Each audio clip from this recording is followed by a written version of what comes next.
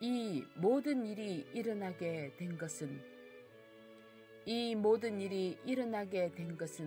하나님이 예언자를 통해서 말씀하신 예언이 이루어지도록 하기 위해서였다.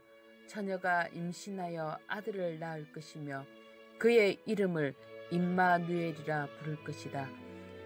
요셉과 약혼한 동정녀 마리아가 성령에 의해 임신된 사실을 꿈에 나타난 천사를 통해 알게 되었는데, 그런데 앞의 구절에 의하면 그렇게 된 것이 다 주님께서 예언자를 통해 하신 말씀이 이루어지기 위한 것이라고 합니다.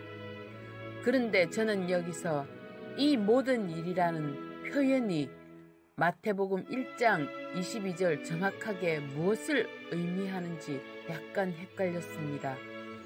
이 모든 일이 마리아가 성령으로 임신하게 된 사실만 말하는지, 아니면 요셉이 마리아와 약혼하게 된 것까지도 포함하는 것인지 약간 생각을 요하는 문제였습니다.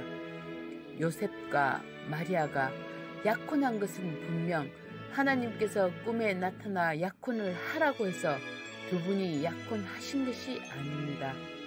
요셉과 마리아가 서로 사랑해서 약혼했을 수도 있고, 양가 어른들이 알아서 결정한 것일 수도 있고, 어쨌거나 당사자의 자유의지로 결정했을 가능성이 큽니다. 그런데 만약에 두 분이 약혼하신 것도 이 모든 일에 포함된다면 그 두 분의 약혼도 하나님의 예언이 이루어지기 위한 것이 됩니다. 둘이 서로 사랑한 것이나 양가가 그리 결정한 것이나 인간들에 의해 되어진 것이 분명하지만, 그것도 넓게 보면 하나님의 뜻 안에 있었다는 것입니다. 성직자의 소명도 종종 그러합니다. 어떤 분은 형이 신학교에 들어간 것이 좋아 보여서 동생도 따라서 신학교에 들어가서 나중에 성직자가 되었는데, 정작 형은 신학교를 다니다가 중퇴하고 세상 직업을 가졌는데 동생은 신학교를 마치고 훌륭한 성직자가 되었습니다.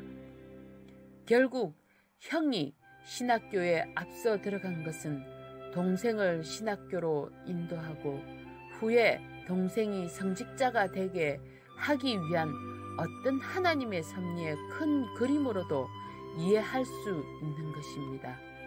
요셉과 마리아의 정혼 역시 성령에 의한 예수님의 동정녀 탄생을 위한 하나의 큰 밑거름이었던 것입니다. 하나님의 섭리 안에서요. 그런데 또 이렇게도 볼 수 있습니다. 요셉과 마리아는 나름 자기들이 결혼해서 자녀도 낳고 행복하고 단란한 가정을 꾸리려 했는데 성령님의 개입으로 모든 계획이 다 헝클어지고 말았습니다. 하나님의 계획에 의해서 자기들의 계획이 다 흐트러졌고, 하나님의 뜻을 따르기 위해서 자기들의 뜻을 접어야 했습니다. 그래서 요셉과 마리아가 불행해졌습니까? 혼란의 시간과 그걸 받아들이는 고통이 얼마간 있었겠지만, 요셉과 마리아는 자기들에게 일어난 일이 모든 사람을 구원하기 위한 것임을 결국은 깨달았을 것입니다. 마치 창세기의 요셉이 자기가 당한 환난이 모든 사람을 구원하기 위해 앞서 보내진 것을 깨달은 것, 그 하나님의 섭리를 깨달은 것과 같았을 것입니다. 혹시 여러분의 인생 여정에도 자기 계획대로 되지 못하고 어떤 방해자의 개입이나 하나님의 섭리적 개입으로 자기 길이 완전히 흐트러지고 헝클어져 버린 분도 계실 것입니다.